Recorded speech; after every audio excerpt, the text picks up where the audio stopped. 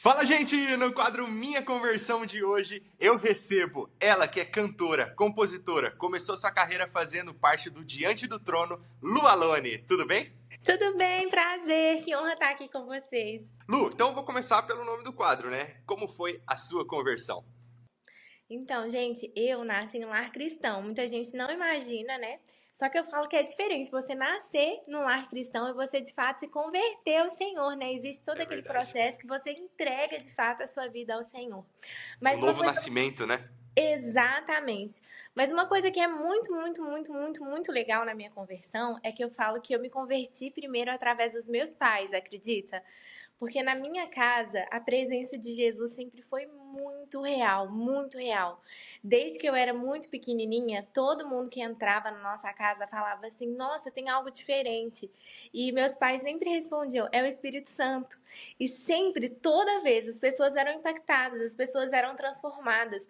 Eu via meus pais, assim, eles salvando casamento, eles ajudando pessoas. A gente brincava, assim, que minha mãe, ela era quase uma médica, porque todo mundo que era da cidade do interior onde ela morava, que tinha qualquer problema de saúde, ia para nossa casa e a minha mãe levava para o hospital, cuidava. Então eu via muito as pessoas se converterem através da vida dos meus pais, deles serem esse instrumento, né? E aí os meus pais, eles acordavam assim, né? Num belo dia eles acordavam e falavam assim: "Ah, essa noite eu ouvi Deus falar comigo". E aí um dia eu muito novinha, eu perguntei pro meu pai, eu falei assim: "Pai, como assim você ouviu Deus falar com você? Eu quero ouvir Deus falar comigo". E aí o meu pai me ensinou, eu acho que uma das lições mais poderosas da vida cristã. Ele falou assim: "Filha, vai para o seu quarto, feche a sua porta e ora, e o nosso Deus vai falar com você". E eu lembro que eu tinha uns 5 para 6 anos, assim. Foi a minha primeira experiência sobrenatural com Deus. Onde o Deus dos meus pais deixou de ser o Deus dos meus pais e se tornou o meu Deus. Ali naquele quarto eu fechei a porta. Eu já adorava, eu já cantava, eu já ia pra igreja. Mas eu acho que aquela foi a primeira experiência sobrenatural que eu tive com Deus, onde eu presenciei que Deus era de fato real. E ali eu fechei a porta como uma menina com um coração puro. Gente, não tem nada de assim, oração sobrenatural para uma coisa dessa, mas sim um coração entregue, honesto e com desejo de falar com Deus. E ali eu fechei a porta do meu quarto, me ajoelhei perto da minha cama, eu nunca vou esquecer disso, e eu orei, eu falei assim: "Deus, se o Senhor fala com os meus pais, eu tô aqui, fala comigo". E foi a primeira vez que eu ouvi Deus falar nitidamente ao meu coração. E eu lembro que existiu um antes e um depois, sabe? Eu descobri a intimidade com Deus. E o converter não é só o momento que você aceita Jesus, você levantar a mão e fala assim: "Ah, naquele dia, né, eu aceitei Jesus". Não é só isso. O converter é você mudar a direção. Você tá indo para um lado e aí você se converte, é mudar assim, ó. Você converte, você muda a direção. Então eu acho que eu vivia numa família cristã. A partir daquele momento, houve uma conversão do meu coração em amar a Deus de tal forma, de tal forma, de tal forma, que eu queria viver para obedecer Ele, amar Ele, ouvir Ele. E eu me tornei essa pessoa. Então, eu componho desde muito pequena, né? Quando você começou falando do Diante do Trono, a Ana sempre corrigiu as minhas primeiras músicas, quando eu tinha lá para 6 anos de idade também. Mas também partiu dos meus pais. Meus pais falavam assim comigo: "Lu, entra no seu quarto e não canta qualquer canção, sabe? Não pergunta ao Espírito Santo, o que que o Pai deseja ouvir? Espírito Santo, o que que o Pai deseja falar? Espírito Santo, o que que agrada o teu coração?". E eu acho que a minha vida, a minha conversão, a minha história até hoje é pautada em intimidade com Deus. Tudo que eu desejo fazer, falar, me mover, andar, tudo que eu desejo cantar, tudo que eu desejo compor, parte desse princípio. Que eu acho que é o princípio da minha conversão, da intimidade, a verdadeira intimidade com Deus, que Deus é real.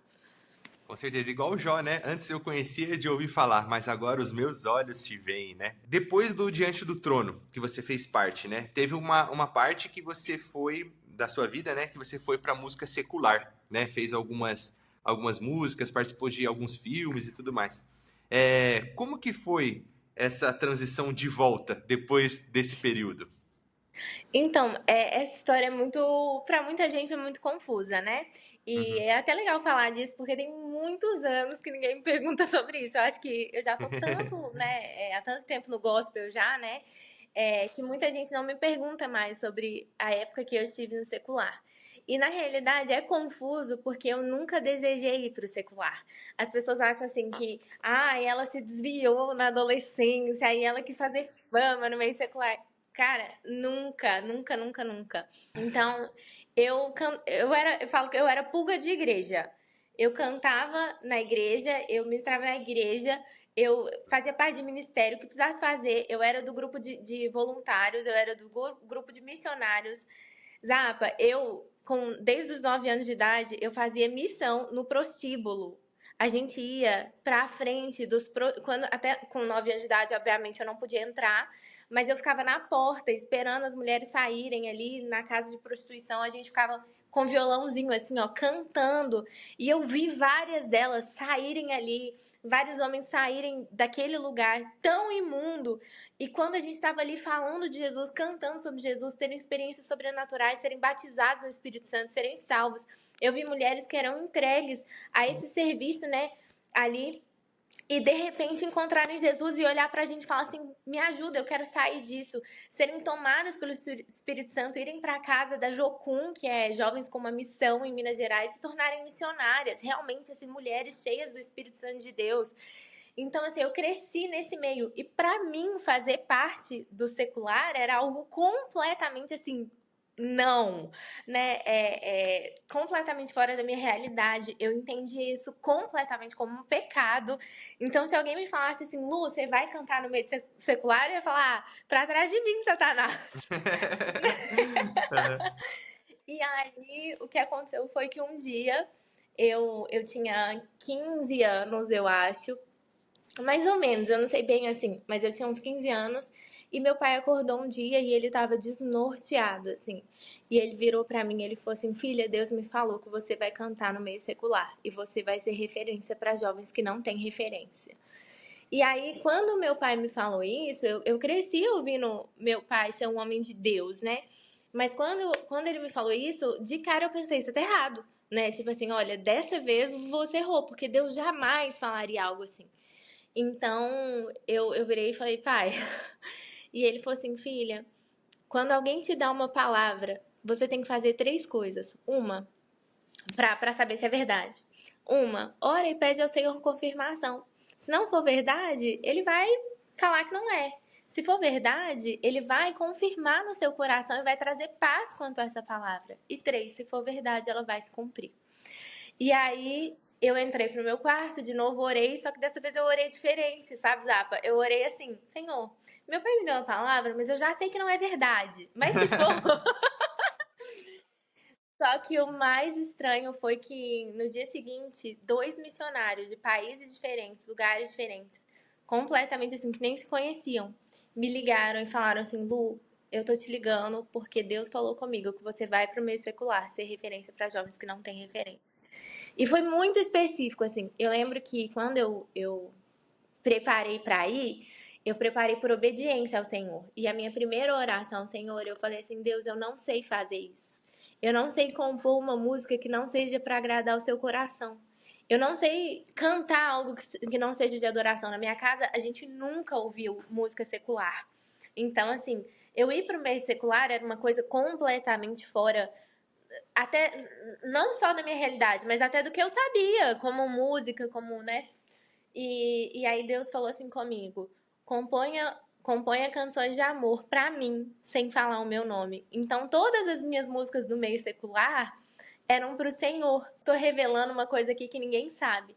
A minha primeira música que foi pra novela chamava Postcard, que significa cartão postal. Gente, eu morei nos Estados Unidos e por isso eu compunha no secular em inglês, tá? Só pro pessoal saber. E aí fala assim, there's no postcard, não existe cartão postal que entra nesse mundo. Não existe. E aí o que ninguém sabia é que eu estava descrevendo exatamente o céu. E aí quando eu colocava assim, mas quando você entra nesse mundo, você nunca mais quer sair. E aí eu falava assim, eu comecei a descrever. Só como que eu descreveria para uma pessoa secular o que é o paraíso? Quando eu coloquei nuvem de glória, eu coloquei uma nuvem de glitter. Como se fosse assim. E eu lembro que o pessoal do meio secular fala, gente, essa menina fumou alguma coisa antes de escrever essa música. Gente, não, eu tava descrevendo o céu.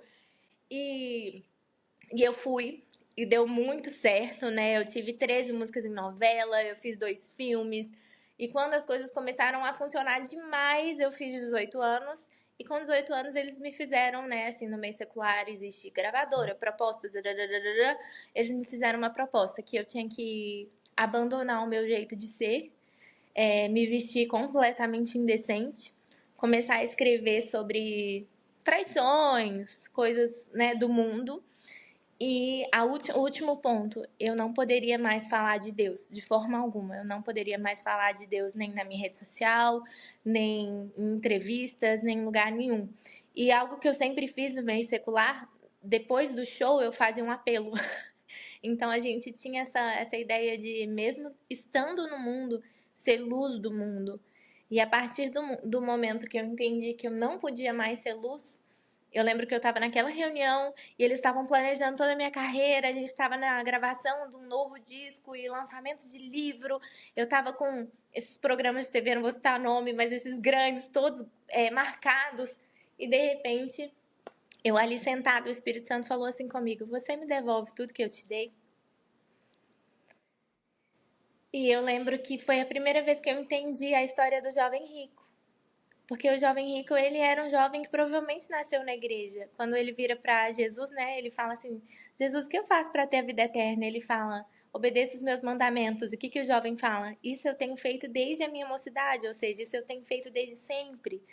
E aí ali eu vi como se Jesus falasse assim comigo: filha, né, eu falo: Senhor, o que eu faço para ter a vida eterna? Ele: abandona tudo que eu te dei. E eu falo: Senhor, eu tenho te obedecido, né? Eu tenho te servido desde o ministério infantil. O que mais que o Senhor quer? E ali Deus falou comigo claramente: abre mão de tudo isso, porque você me serviu aqui, mas aqui não é mais o seu lugar.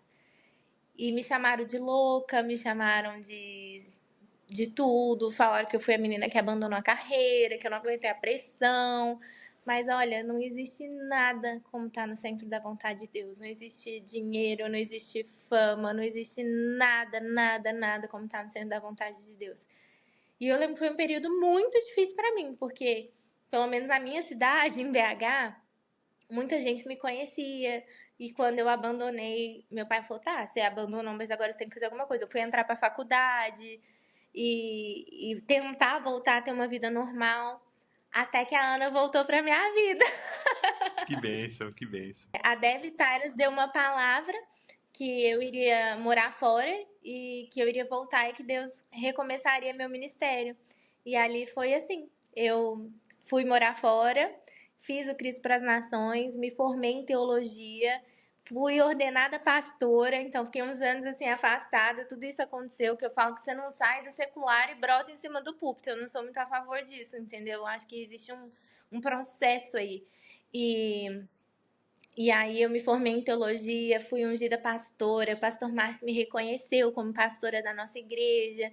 E aí depois de um tempo o meu ministério voltou, né? E hoje a gente está onde eu não imaginava que poderia estar, glória a Deus. Amém, amém. Que história maravilhosa que o Senhor fez na sua vida. Para finalizar, eu sempre faço essa pergunta para todo mundo que Ai, participa. meu Deus.